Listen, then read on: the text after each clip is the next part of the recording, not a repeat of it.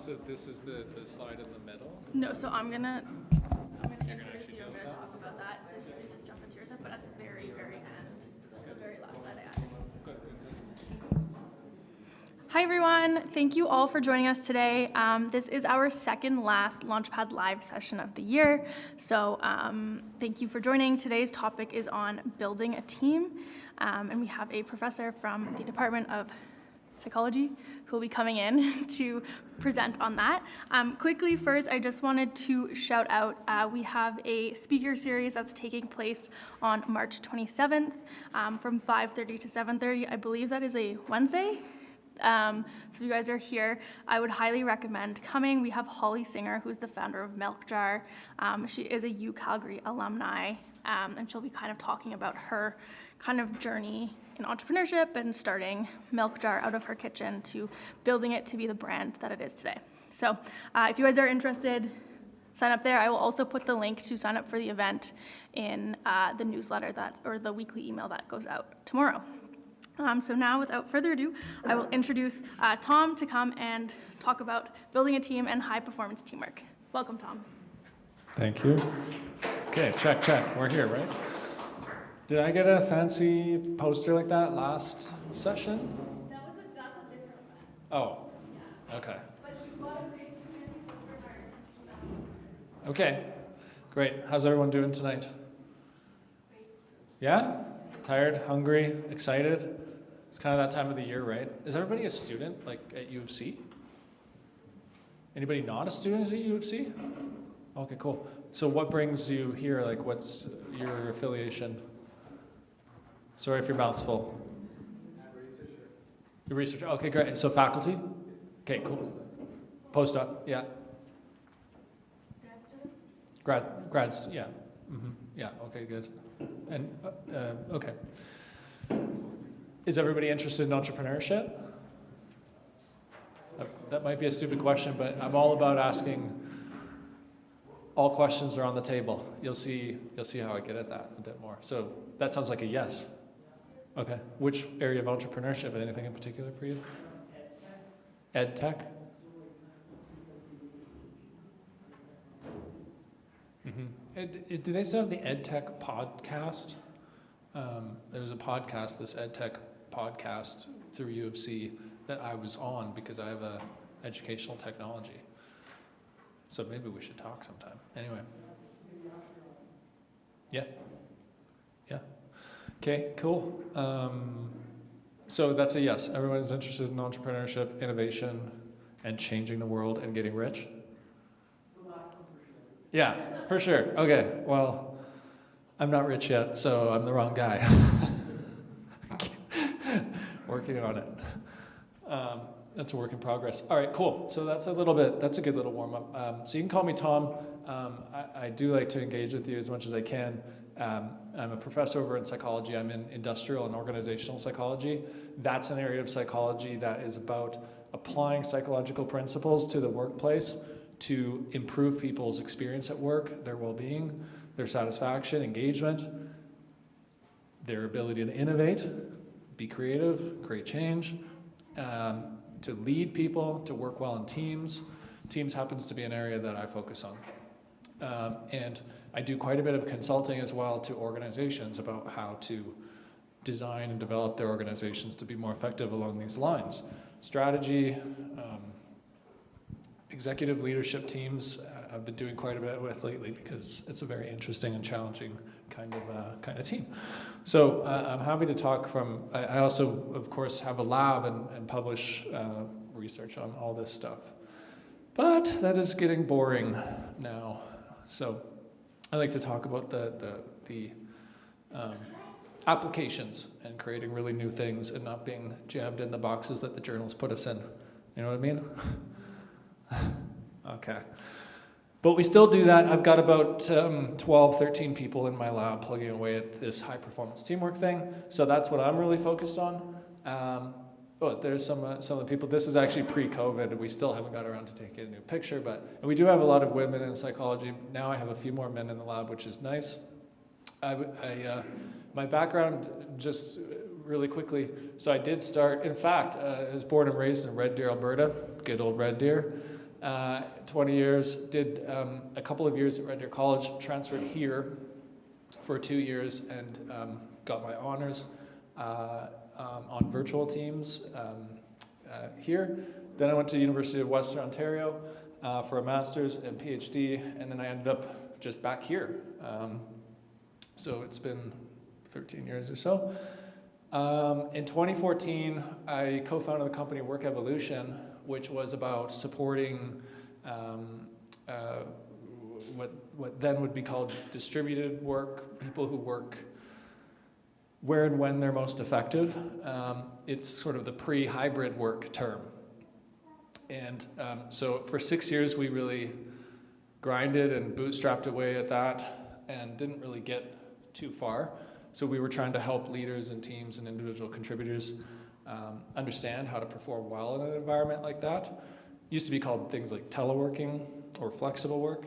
And we got very little interest, which sucked. It was horrible. It was a lot of work, very few clients. You're always trying to justify why your innovation is relevant. They're always asking for a business case, blah, blah, blah, blah, blah. You know, that always kind of tells you that they're not that interested. So felt like we were wasting a lot of time. Fortunately, or not, the pandemic happened. It created remote work overnight. It created then hybrid work, which we're in now. So when the pandemic hit, everybody was calling us. It was insane. Just can't predict these things, right? So no, I would not want the pandemic again if I had the choice. That was obviously not worth it, but some good things came out of the pandemic, and for me, that was one of them. My co-founder's Hambly, her last name's Hambly, and mine's O'Neill, so that was our branding. And then it got purchased by Humans, which is a consulting firm in Montreal. It took 6 months to do the deal. That was also horrible. I hated every second of it. But we got it done, and then I had a 2-year earn-out with them, so I had to work. So as faculty members, we have a 1 day a week outside professional activity, so I spent 1 day a week, a 1 day a week equivalent with them. It was really like, you know, it's whenever they kind of need you. But and then I've been out of that for a year, which is also really, really good. So it was a good experience. And then I have another thing called ITP Metrics. This is an assessment and feedback platform for leaders and teams to diagnose and help them improve. So where are you at and how can you get to the next level? It's got major uptake in post-secondary, so like group projects. It's a great tool, and it's 100% free. The back-end data has been really helpful in my research, but I'm now starting to engage Innovate Calgary to commercialize that. We have almost 750,000 assessments taken worldwide, so it's got a lot of uptick in Canada, Australia, you know, some in Europe. It's in 7 languages, and the U.S. are the main places where we are. So there you go. That's kind of a bit of my background. You know, if there's one thing I can pass along, if you're interested, is how this has kind of worked out well is building on your strengths and building on things that you know. And, you know, it could be that you're good at making connections with people. It might be that you're good at software. I don't know what it is. But I wasn't, you know, recreating the wheel every day, trying to come up with a new idea. It was like, you know, these were things that I was just passionate about doing and wasn't super worried about the ultimate outcome. It was important enough to me to do this work, and that helped me persevere, basically, and helps me still persevere with ITP Metrics today, because I get emails all the time about people, how do you do this, and how do you do that, and can you make this change, and can you make that change? But because I really love the idea of helping people who work in teams do better, or helping those who are supporting teams to help them do better, then I don't actually mind. I don't mind doing it. And that's, if you think 2014 to 2020, that's 6 years of we probably had 10 clients, and none of them really were big engagements. We actually had clients that didn't actually want our product, but they did like us, so we did other things for them. Like, that's how bad it was, right? It's like, oh my God. And then, so anyway, any questions about any of that? So the shit doesn't happen overnight, right? Right? It doesn't, it's tough, but you know that. Okay, so, what's a team? I already gave away the most important part, but there's more than that. So you have a shared common goal, you're trying to achieve something together. If you don't have that, you're definitely in the groupie area instead. What else makes a team? What's another attribute of a team?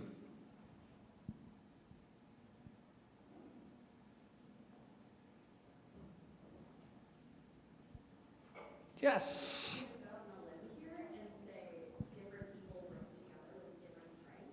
Exactly, different people working together with different strengths. So you got multiple people with something unique to contribute, and you get them in a role where they can make that happen, and that is a sort of mission critical contribution to make. And that's one of the top areas where teams go wrong, is they have people on the team that shouldn't be on the team. They don't actually have a critical skill to offer, or it's a duplication of skills. Or you're giving them work that they're not suited to do, and not giving them enough work that plays into their strengths. And I'm not sure why that happens, to be honest. It just seems to be one of those top few things that people complain about. So that's actually pretty much the second one. The third one's interdependence. So I need you to get my job done, you need me. We can't make it happen without working together. A lot of teams don't have that. And that's just poor design, and the way that we organize work in companies is often not very good. But you really need those pieces. So, when you're building an engineering prototype, we do a lot of work with Schulich. I know some of you are from Schulich in here. There's a fair amount of interdependence there. Like, people are, one person's on the software, one person's on the physical piece. I don't know, somebody else is, I don't know what engineers do exactly, but making some kind of computer, like, projections, I don't know. But they're all like in there working really hard together. That's generally a good example. And what's team effectiveness? Obviously, the output of the team is critical, but that's not just it, and you shouldn't just focus on that. It's about the team getting better and better over time, sustainability really, and then individual members growing through being members of the team. Like, they're becoming better versions of themselves, let's just say, for lack of a better way of putting it, because they're on the team. So very few teams meet all three of these criteria, right? It should be a good experience, a challenging experience, a difficult experience. You should be producing valuable output, but at the same time, this is like a good opportunity for you. If that's not the case, you'll probably have a bad attitude about the team, even though it might be performing. So that's what we look for. You don't see a lot of that. About 1 in 5 teams, just kind of roughly on average across all kinds of teams, sort of achieve that. And so for me, that's really interesting, because if I believe that teams are the way that innovations happen, if I believe that teams are the way that organizations convert input and resources into output through an efficiency kind of process and create value, if only 1 in 5 teams is working well, then for me, that's a really exciting opportunity. And it's a leadership opportunity as well, right? How can we get leaders in those teams to understand how to build better teams, because people just don't know how to do it. And it's one of those things that we take for granted. It's like communication. It's like, no one's like, I suck at communication. You're like, people though who suck at communication, right? This is the kind of, the interesting, the fascination for me. Like, how do we get over that? It's a real challenge. Yeah, I'm going to go through some of these kind of quickly and then dig into some others. There's actually there's thousands of scientific papers on high performance teamwork. Like, can you believe that? Like, that seems excessive, and it is. I boil it down. I like using these kind of three concepts. You have to manage the internal team dynamics or health. You have to manage the external relationships around you. And this is huge in entrepreneurship, right? You got to be connecting, you got to be learning, you got to be making people aware of what you're doing. You got to know what other people are doing. Like, I don't know how you do it. There's so much to do. And then the internal task dynamics, you actually have to coordinate the work itself. When I say team dynamics, I'm talking about more, of the relational side of things. So, there's a lot to think about. It's not just, there's a lot to think about. I like to talk about the team dynamics one. This is where I start when I work with many teams, including executive teams, believe it or not. You'd be shocked.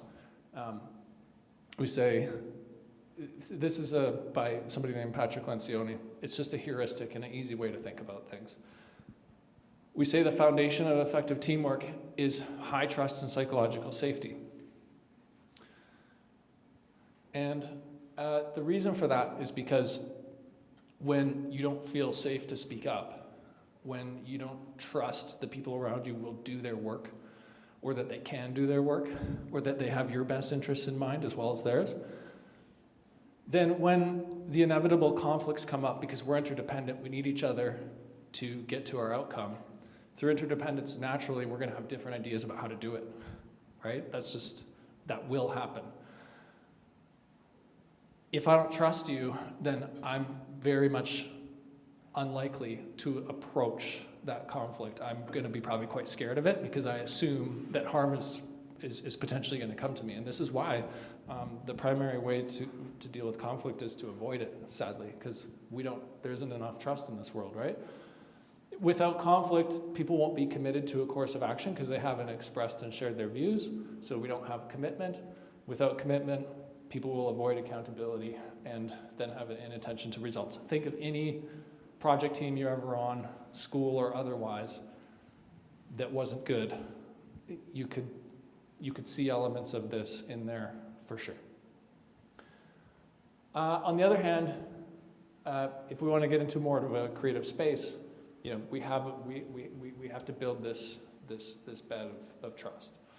On that, people, rather than avoiding conflict and debate, constructive conflict, people actually expect it. And meetings will be a lot more interesting because we'll actually be kind of like, quote unquote, arguing over what we think is best and how we think we should do things. That's an interesting meeting. Most meetings aren't like that. Most meetings are very passive and very boring and probably should have been an email anyway, right? Because when we get together, it should be for banter.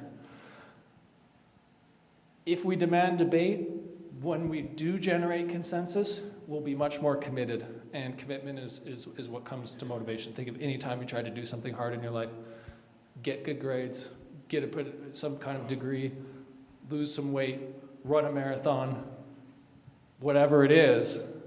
For some reason, you were so committed that it just didn't matter what would happen. You were going to see that through, and you were self and socially accountable. You probably told people, because when we tell people about these things, we lose face if we don't follow through, right? Maybe you put it on Instagram. I run a marathon this summer, right? Well, now all your friends know. So you actually approach accountability. You're trying to lose weight, you'll weigh yourself every day, right? Because you want to know, where am I? And then you get the results. You focus on the actual outcome. So that's pretty much, that's kind of the concept. Where we, I've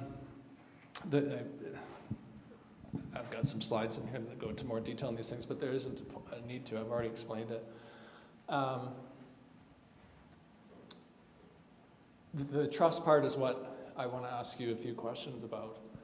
And part of it is coming from a place of, we're so internally focused on our own ideas and desires and thought processes and everything. Oftentimes we don't stop and think about that other person also has that same experience, and what,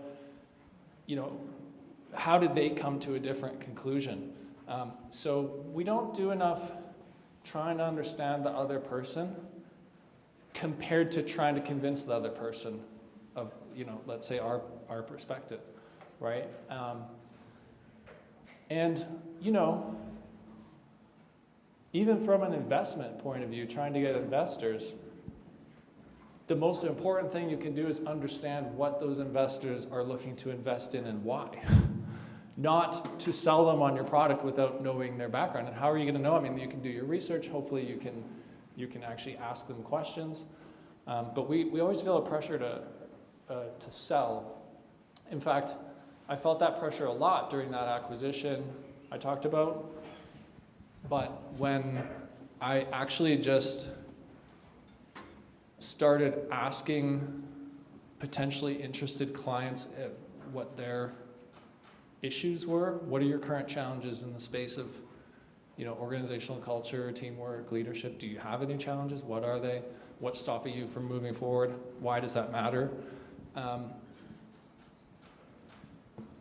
It became a peer-to-peer kind of interaction as opposed to a business development and sales to, a buyer kind of relationship.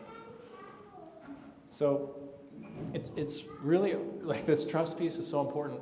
And the psychological safety piece, I don't know if you know, but that term really came into our modern everyday language from Google's work. Because Google went in 2014, you can read about this in the New York Times, it's a long article where they went to all their teams because they want to say, what makes teams tick at Google? What is the one thing that separates our effective teams from our ineffective teams? They had somebody with my background doing this work. 180 teams, 2 years worth of research, 37,000 employees were engaged, and the answer was psychological safety.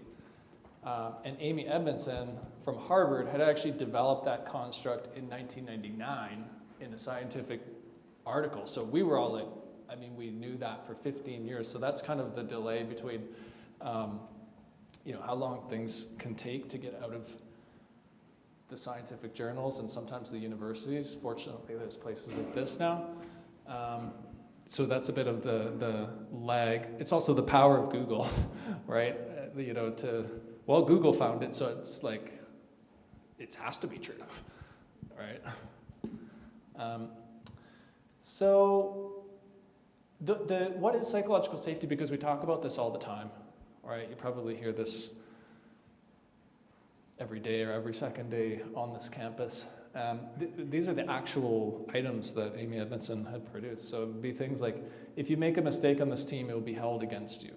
So that'd be low psychological safety. Or if you make a mistake in this classroom today, it will be held against you. Members of the team are able to bring up problems and tough issues. People on the team sometimes reject other people for being different. So that'd be low psychological safety, right? So these would be responded to in a survey format. It's safe to take a risk on this team. Okay, so you get the sense. That's what psychological safety is all about. And the super interesting thing with Amy Edmondson's research was she was studying team learning in hospitals, trying to understand how do teams learn from mistakes. Because I don't know if you've been in a hospital lately. Hospitals themselves are not the safest places to be. There's a lot of accidents and errors made in the hospital. Like if you're going to get surgery on an arm or a leg, on the other one you always want to mark, not this one, just in case they got the side. I'm not kidding. Have you not read about the errors in the healthcare system? I'm not just talking about Canada, the US, there's been these massive reports.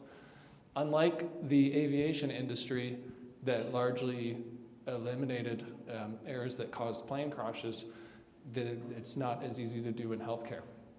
So she was interested in that. How do teams actually learn from those mistakes and get better? And it was psychological safety. Because guess what? The hierarchy is super powerful in medicine. Who's from medicine? Anybody from medicine? Oh, perfect. Does that make sense? And it still is.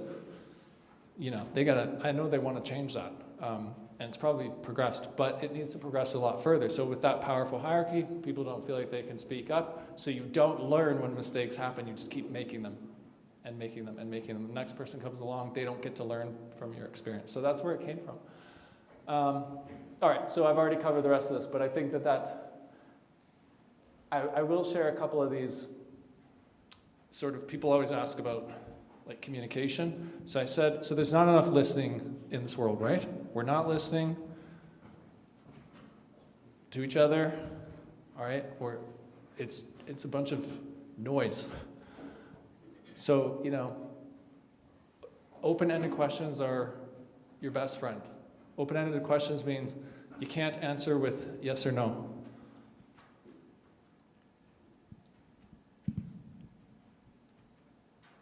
So what's your perspective on, all right? Can you tell me more about? I hear you and I wonder about. And it's looking for the both and, right? As opposed to the either or. Like how can we, where's the both and in our debate and conflict as opposed to like who's right and who's wrong? Like that's you know, you can just totally shift the way the conversation is going.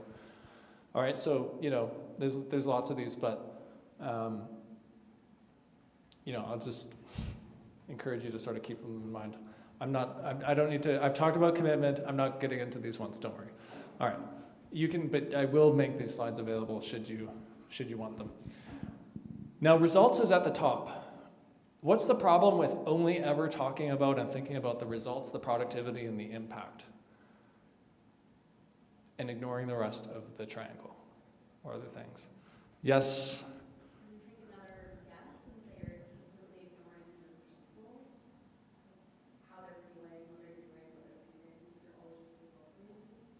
So you're saying if you're always results-oriented, you might be ignoring your people.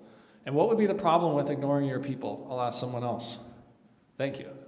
There will be no connection within the team. There will be no connection or something. Right, so the team might not be connected and working well together. And why would that matter? So this is the 9 whys, right?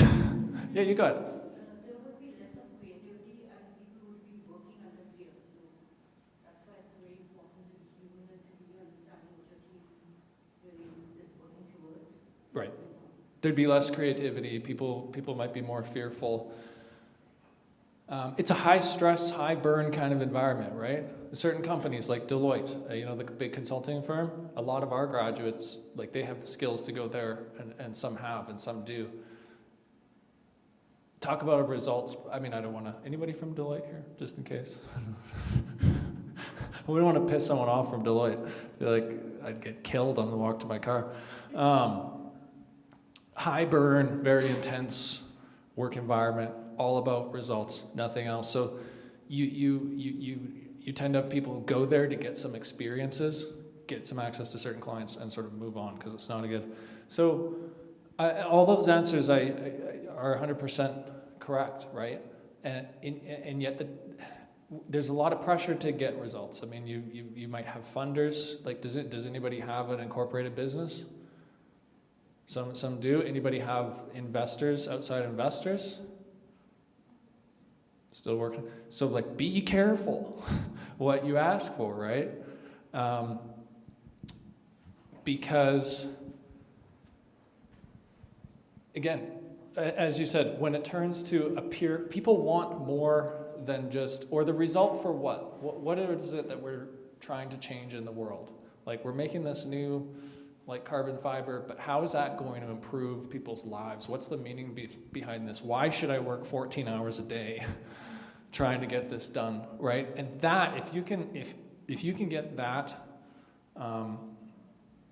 communicated, it's going to be incredibly beneficial. There's a startup out of U of C that I was recently doing some trust, conflict management, and values work with. And kind of came out by the end of it that people didn't really understand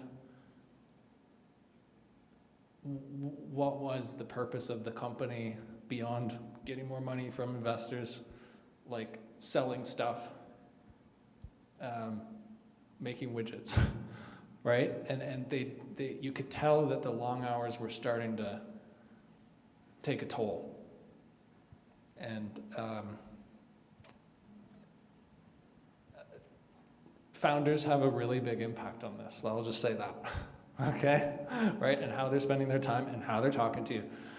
All right, so obviously this is important. Like we wouldn't be here if we weren't results-oriented people, but the way you're gonna get results and sustain results is through the people that you're working with, to the points that were already said. So that's why the other pieces matter. And because the trust piece is so important. So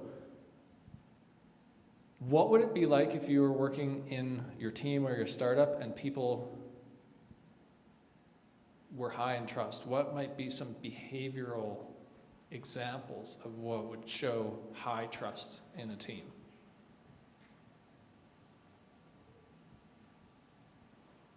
Yep. Eye contact, right. They actually look at you.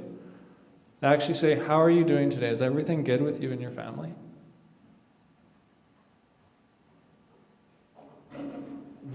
We don't do that much, right?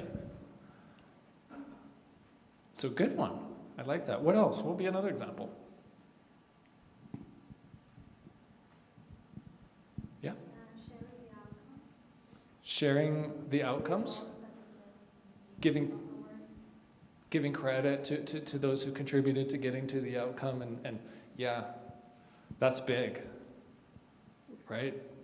We've all been in that boat where someone took credit for our work, so that would be low trust team. So give them the credit. In fact, give them all the credit when things go well, and actually you kind of have to take the fall when things don't. That's good leadership, right?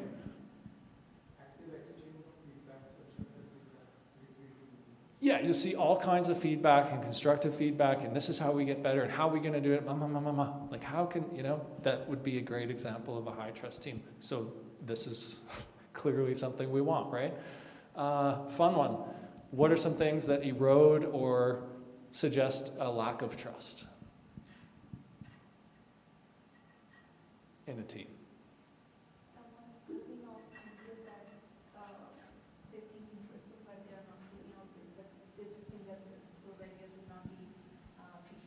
Right, somebody holding back ideas that could be really important, but they're fearful that others.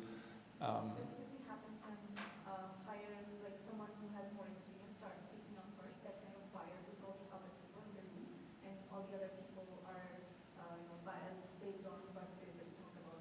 This is actually from Jeff Bezos. He actually follows this pattern. He lets other people talk first, the junior most ones, and they. And you like that approach? Okay, so what you're saying is that very senior people in the room, whether experienced in the company or broader experiences or whatever, have great sway in the conversation, and it might make younger people feel, or junior people, I should say, feel like they can't speak up. That it's scary, right? I get that. And then you mentioned Jeff Bezos. He always goes last, so lets everybody else talk first, and you like that practice. So that's super interesting. I also wondered about that practice because I saw that podcast, and and I also wondered, could that ever backfire, where the more senior person goes last? Do you think? I mean, if you are the senior most, don't you think? I mean, you don't nod at anyone's opinions. You keep a straight face, regardless of what they say.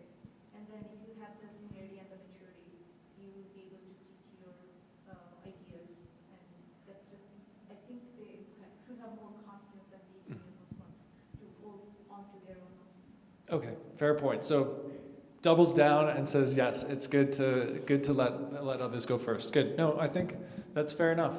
Anything else? Like, what does it look like when a team has low trust or? There's micromanagement or control. Yes, exactly.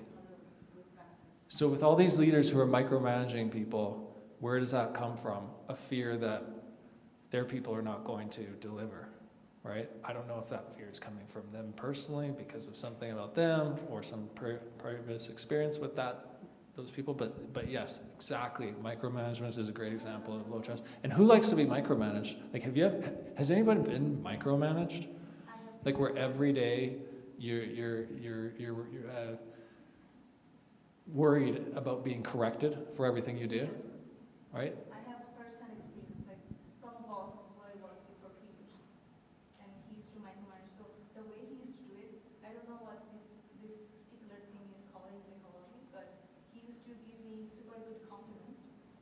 then he used to correct me all the time, giving me, so it's just kind of like a narcissistic behavior. You kind of uplift that person so much, and then you just drag him down and drag him down. It's Right. abusive behavior. Abusive Yeah, behavior, yeah. And It's then- manipulative. Yeah, and then he used to also encourage. So the boss that encourages you and then tells you all the things you're doing wrong and how you have to do them differently. Yeah, yeah, good example. So we all know when we see it, right? So we know that like we're not going to be able to at least to be a sustainable, high-performing team without having you know trust and avoiding these kinds of behaviors. And yet, I don't know. There is not enough work for me, not enough time for me to do the work around this simple thing, which is like let's just work. Your team just needs to work on trust.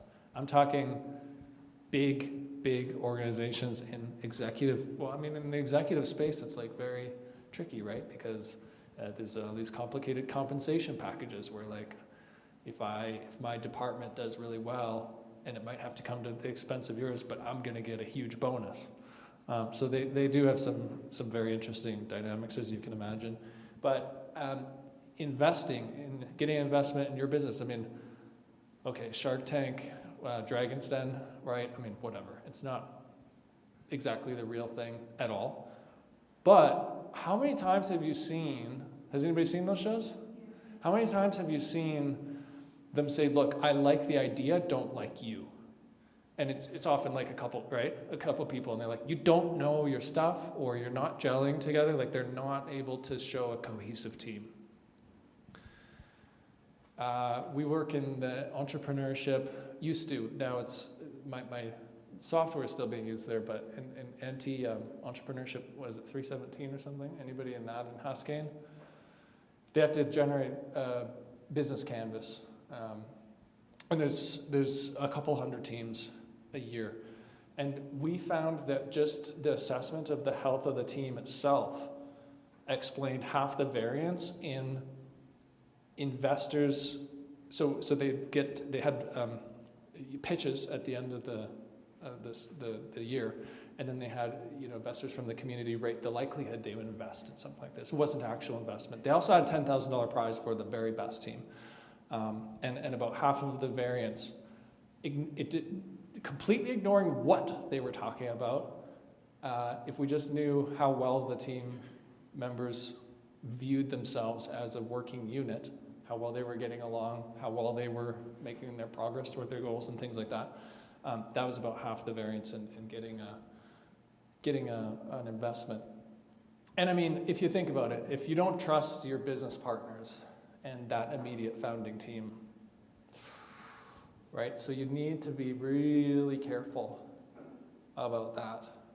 So the people who are incorporated, do you have co-founders?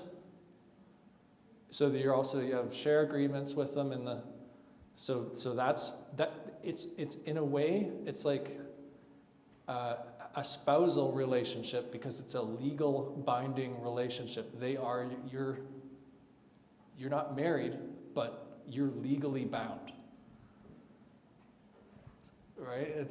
So these are big, and it will be stressful, right? So you will need trust to get through it. And then how do you ensure healthy trust? I think we kind of talked about that with the first one. All right, can somebody give me a time update because I left my phone back there? Okay, so we've got about 10 or 15 minutes. Yes? Since you're talking about the co-founders, right? So wouldn't you suggest are the indicators that will show the behavioral indicators that will tell what kind of trust or relationship exists between the co-founders? So I think thank you for bringing that up. And let me see if I understand the question. What are some of the indicators of high and low trust among co-founders? Or things that you would look in for a potential co-founder? That is an excellent question. I say that because I haven't actually pre-thought that question out at all. First of all, let me see. I'm sure there's some answers in the audience. When you're looking for a co-founder, or if you have a co-founder who you trust a lot, what made you trust them, or what do you look for someone you could trust in a relationship that's that critical to your future? Values, personal values. Personal values, consistency with personal values. Good answer. What else? Think of working as a team together. So you're building a product, you're building a company. So you need to think of working as a team. You may have complementary skills. So value each other, respect each other, and do the work. So that's what. Yeah, so working as a team and having complementary skills to bring and Respecting. You should have. mutual respect. Yes. Provide them with constructive feedback and see how they react. Ooh, that's a good one. Test them out with some constructive feedback and Go into these evidence and see how they articulate that. yes, Resolve your conflicts. this is a great suggestion. That's a great suggestion. You can just bring up some scenario, like it doesn't have to be authentic. You can just test it. Yeah. Tell them something like you don't like their nose. And see how they react. Then just we're kidding. It's jokes.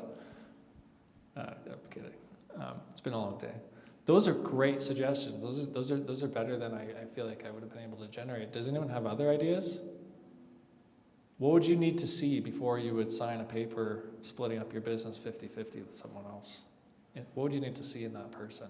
Also, testing their intelligence is really important. Intelligence? Sign up and give it the person who's not emotionally and intelligent. Emotional intelligence. Yeah, emotionally intelligent enough and intellectually capable enough to reach at the level where they are able to make good judgments and decisions. Overall cognitive functioning and emotional health and well-being. I couldn't agree more. Anything else? How long would you need to know them for before you would sign an agreement like that?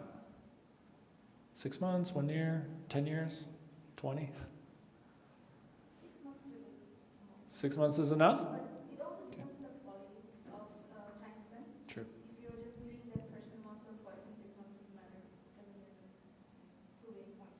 How long, the two of you said you were incorporated, right? How long did the two of you know you are together? Okay, how long have you known each other? Oh, so some of this is awkward, right? He's like, that I don't trust her. More than 5 years. Okay, good. Everything's going good with the business and the team? Do you have employees? Okay. Ever have any fights?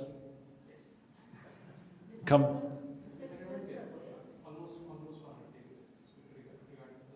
We should have you come up here and we can do an intervention.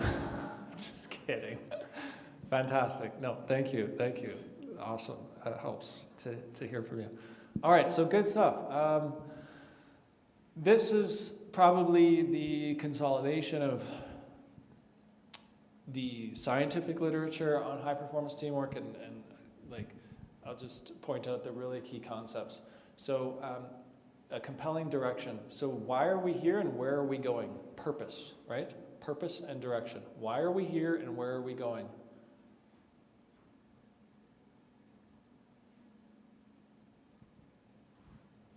Sometimes that's hard to tease out. You know you want to make the widget, but why? And you know what? Never mind. I'm going to move on. Enabling structure, this has to do with the role clarity. Clear roles, responsibilities, and good fit with the people. So let's talk about that for a second. We talk about neurodiversity now. So I have a strong background in personality assessment, personality research, and personality predicting behavior in the workplace. I think you can think about different personality patterns as neurodiversity. It's really interesting to me. And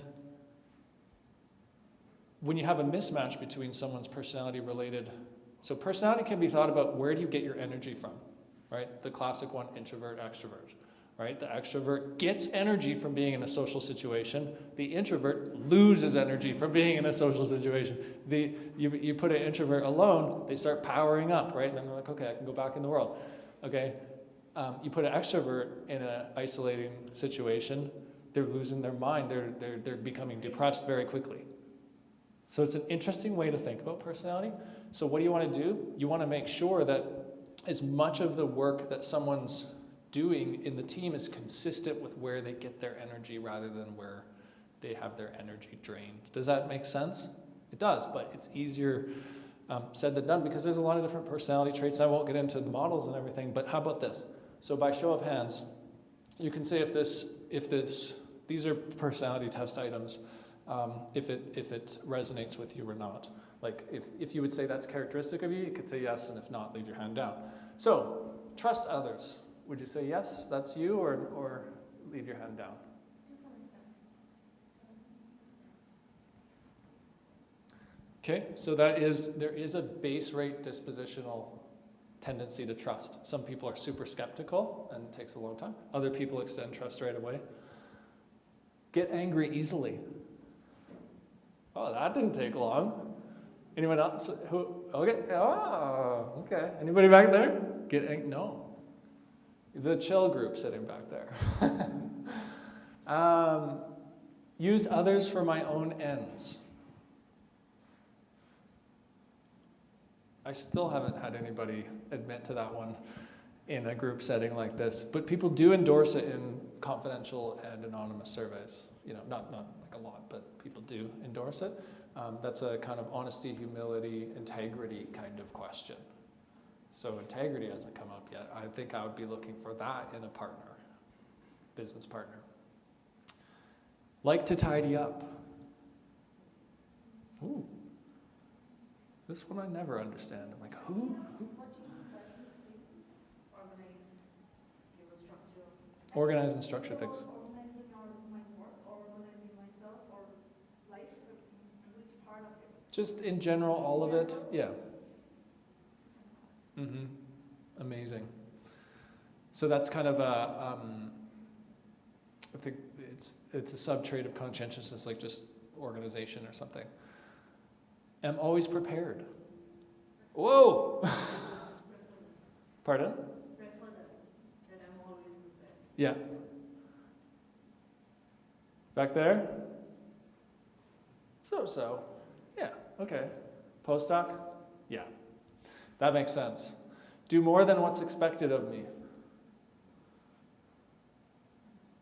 Oh, some overachievers. Have a lot of fun. Wow, yes! And you just look fun. Like, I feel like if we went for a beer, it'd just be amazing. So the conversation would definitely be interesting. Enjoy being part of a group. Yeah. It's interesting, right? Some people are like, look, this is not for me, right? Fair enough. I'm afraid that I will do the wrong thing. Wow. So that's self-consciousness, part of personality. Interested in abstract ideas. Yeah, makes sense. We're in a university environment, we're in an innovation environment. I sure hope you're interested in abstract ideas. Prefer to keep in the background. Ah, there it is, yes. A little bit of introversion, right? And by the way, that is a very healthy trait. The nice thing about personalities, there is no like good and bad personality. It just is. And it's where we get our energy, and it's where we can plug in and provide a lot of value if it's aligned with what we're being asked to do. Don't like the idea of change. Yeah, no one here's going to do that. So that would be, that's low openness to experience, if you're interested. Experience highs and lows. So it's a little bit of an emotionality. So some people feel and experience emotions very different than other people. It just is, right? It's not bad, it's not good, it just is. Seek quiet. Okay, yeah. That also is kind of related to introversion. So again, like it's not just the skills, abilities, the intellectual capabilities, even the emotional management. It's people's personalities and that whole sort of neurodiversity.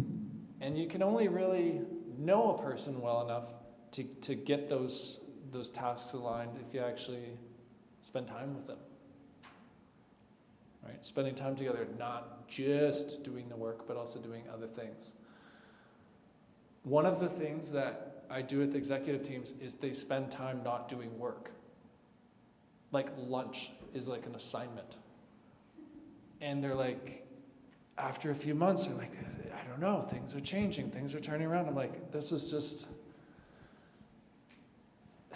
how could you have missed this? You know? All right. So, you know, of course, the literature has looked at everything. I'm not covering all that, but it's there, and again, I can make these available. The real team is just that you have interdependence, basically, to keep it simple for now. And then, as you build your organization, and if your organization succeeds and you're leading a team, and then you're leading teams of teams, it's going to be about more coaching and giving some direction, because you're going to be hiring technicians, technical experts to come in and do things for you, and you're going to be coaching groups of them to work well effectively. It's not just tell them what to do. This is the thing that annoys me the most about people, the misunderstandings about leadership and management, is that once you get into that leadership role, whether you put it yourself there through creating your own business or not, you just get to walk around telling people what to do.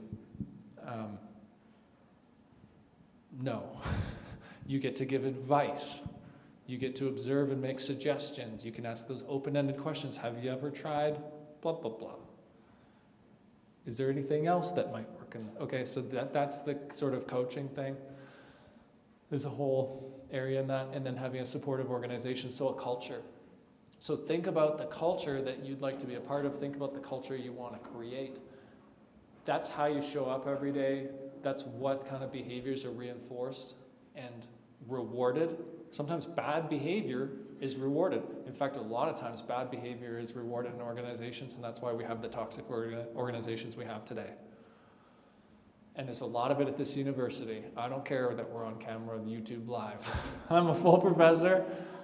And I'm going to speak my mind anyway, because we've all seen it.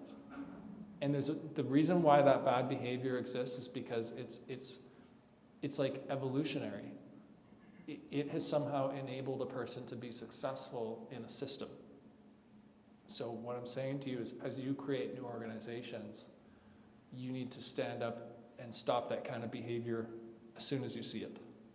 And guess what? We all sometimes slip, right? You know, you can come back and acknowledge it and fix it. People will accept an honest apology.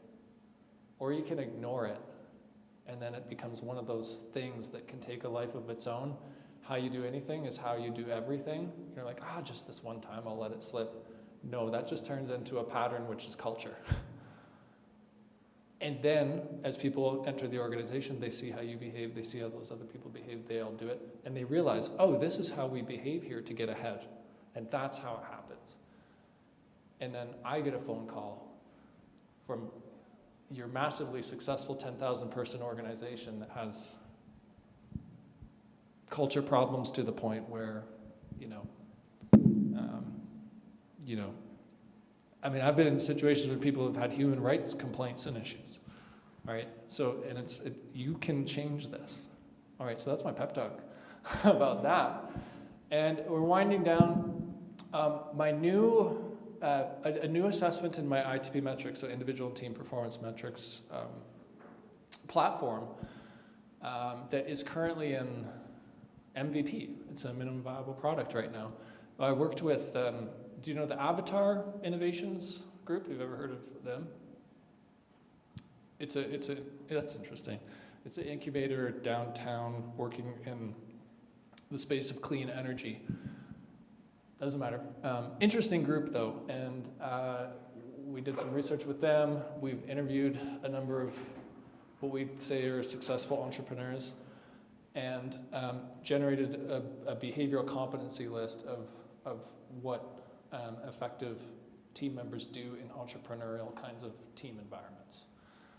And it's 6 dimensions, so they really quickly, so my whole thing, right, is to be able to generate a valid, accurate, fair, robust psychometric assessment system where people can get feedback and develop. So here they do peer feedback. You all rate each other on like a 1 to 5 scale on the 6 dimensions that we find to be important. And then you write open-ended anonymous feedback to each other as well, so you get nice qualitative kind of feedback. And it's just what you're doing well and what you're bringing to the team that people love about you, and what you could be doing a little more of or a little bit differently to help the team get ahead is feedback. And you also self-rate. So it contrasts then your self-rating with other ratings. So sometimes you're too, optimistic and overconfident about how well you're doing on something, and sometimes you're not confident enough and you're too low. So your peers see you as doing better, so you should feel a little bit more confident. But we find that the 6 clusters of behavior, and this also involved reviewing every single piece of published research we could find. We could kind of boil it down to 6 things that people should do. So you should show high standards, right? You have high standards and high expectations. You're going to have that to, bring a product to market.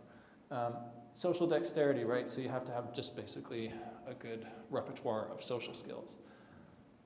Resilience, obviously. I can't think of anything harder than starting a business. It was probably 10 times easier to get a PhD than start a business, at least in my field. But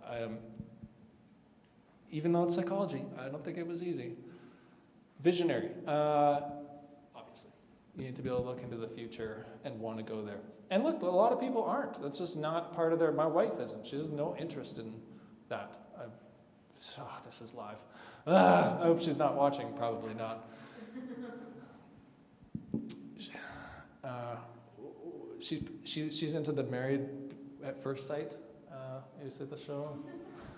She's probably watching it. She'd be okay that I said that too. She loves it. Complexity, nurturing complexity. Navigating complexity makes sense, right? There's very few, major contributions left that aren't going to be complex, that aren't going to involve several specialties. So you have to actually, and then you have to match up to the funding environment, and you have to match up to the timing. Like, there's just so many things you have to always think about, so that makes sense. And then collaborative problem solving.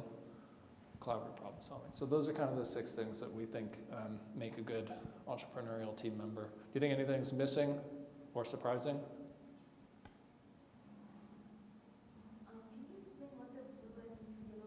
Yeah, so again, sorry. So this is just a mock-up, but like the yellow would be a self-rating. So you rate yourself on these things.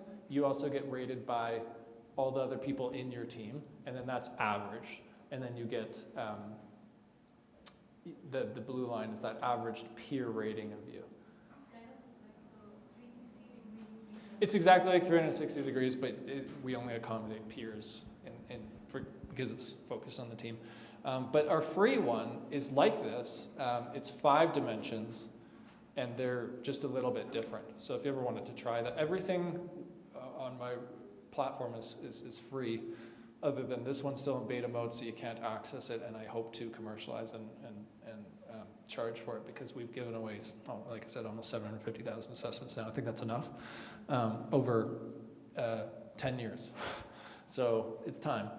But yeah, I'm not talking about, my point here is just these are the kinds of things that you might, to the thing about looking for a trustworthy teammate, you might be looking for somebody who can emulate these. And I think the best way, time will tell, and working with them for a while before jumping in on those share agreements. Gosh. Okay, so anyway, we've covered that. Being a leader and doing what you're doing is a gift. Like, it's hard, but you're the people who are going to change the world. Do you believe me? Like, it's going to be you all. And I'm going to be retired and enjoying all the great things that you've created. And I really look forward to that. So it's a gift. It will be so hard, but I think you try to step back and realize the opportunity. I have a lot of confidence in you. And as a takeaway, how can you think differently about your leadership practice, about how you show up, about your practice in teams, about how you relate to other people, about how you can show care and consideration for other people? be a more intentional team member and more intentional and a self-aware team member. All right, so those would be kind of my thoughts there. And of course, if you want to go fast, go alone, right? If you want to go fast, go alone. If you want to go far, go together. The rugby analogy, I don't know if anybody watches rugby. I'm not talking Aussie rules, I'm talking the other one, the one you would normally think of. So the point, how many people played rugby? So the thing about rugby is, if you, particularly with the forwards group, the big folks who get in the scrums, right? If they end up picking up the ball and running away from their support too quickly, like you get too far ahead of your other team members, almost always you will get caught. And then when you get caught, it's going to be more of the other team than there is your team because you left them behind. And then you know what they do? They take the cleats to you. Like you get like beat up badly. So you always bring along the forwards, that group with you. And so I like the analogy.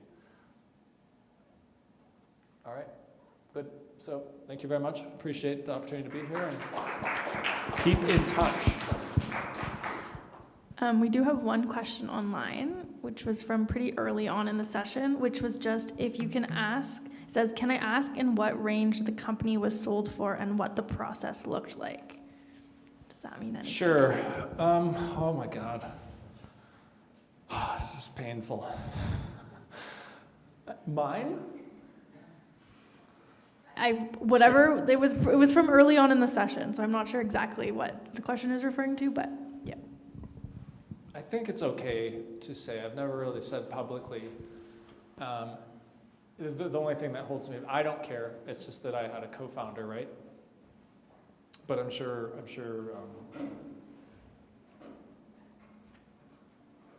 She would probably understand. But yeah, no, I'm not. I don't think I'm rich. If that was the question, because I'm not at all. Like, look at these shoes. These shoes. These are not rich person shoes. Yeah, no, I'll give you. So essentially, what it was are people interested in that kind of thing? The sort of process is a 6-month process. From the middle of 2020 to the end of 2020, we signed everything off between December 24th and December 27th of 2020, and then we started January 1st, 2021. And I said we got a lot busier then because that was COVID, so everybody wanted to know how to make remote work. And so we had a lot of new clients, and then they came on and wanted to buy us, and the way that is just very stressful because it was just a lot to do because it wasn't what I thought it would be. When they expressed interest, here's what happened. My co-founder had a relationship with this company before. We were talking about the company for something else, and then they said, well, maybe they would just consider buying you out. And they were like, do you think that you'd be open to that? And we were like, hell yeah. Yeah, we were open to that. And hang on, how did it go?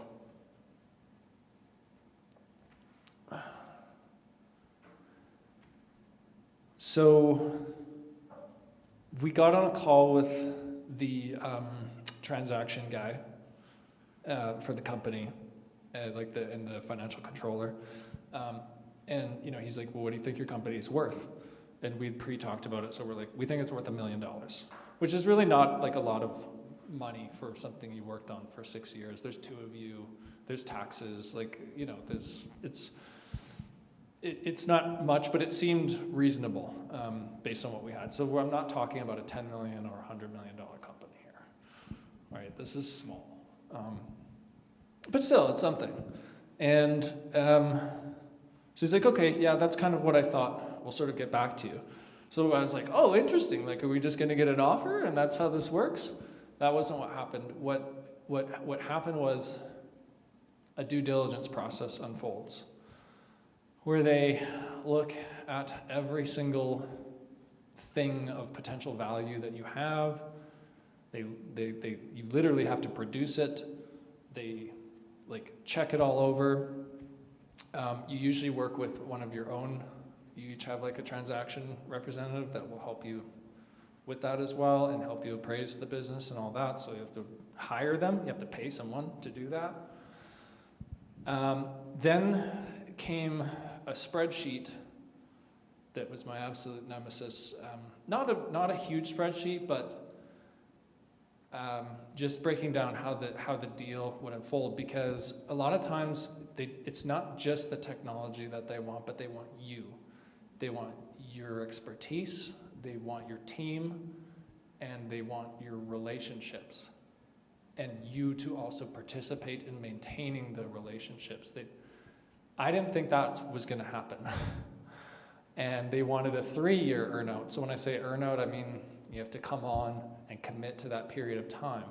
And over that time will be a series of milestones that are pure performance, like sales milestones that you have to meet. And then what they will do is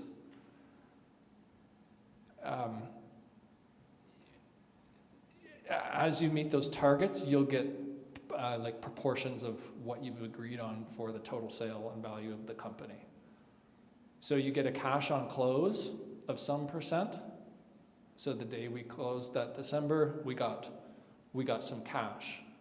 You want to get as much of that as possible that you can then, right? Rather than have it tied to later performance targets that may or may not be in your control. But because we had a poor record of sales, so we couldn't appraise our company based on revenue because it would have been worth not much, right? It was based on the value of the technology, the assessments that we created, and us, because they bought my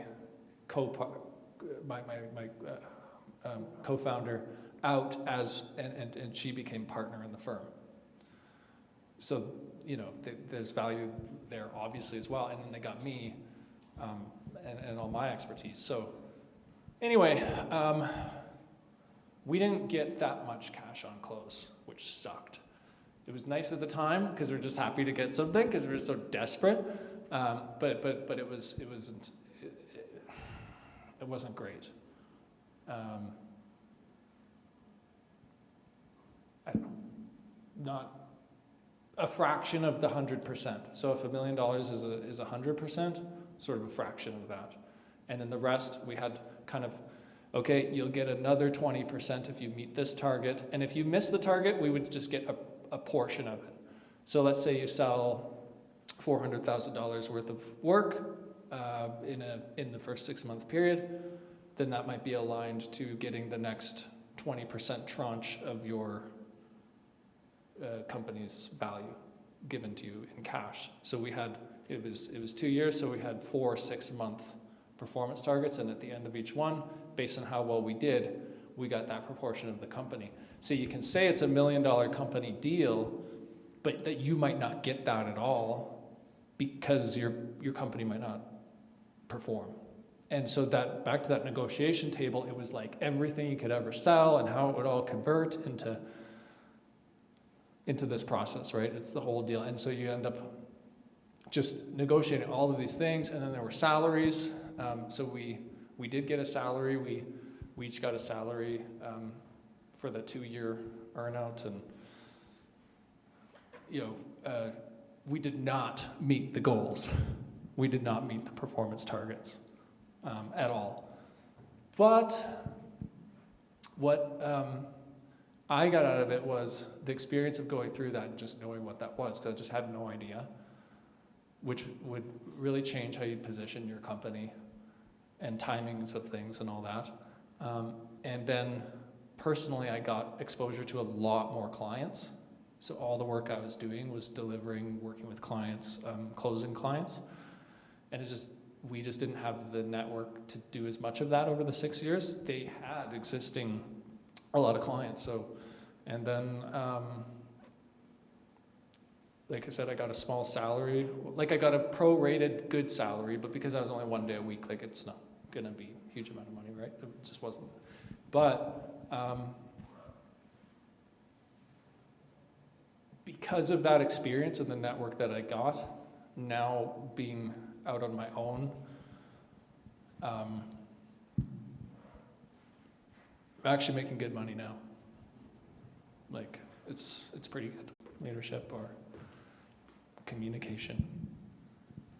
So thanks for having me. That's my story. If everyone could please fill out the survey of your feedback on today's session, that would be great. It's the same survey with 3 questions that it is every week, so very easy to fill out. Thank you so much, Tom. Really appreciate you coming in to talk to the group today. Actually, did anyone have any questions before I end this? After I end this? No? Okay. Thank you all so much for coming. We have one last session next week. It is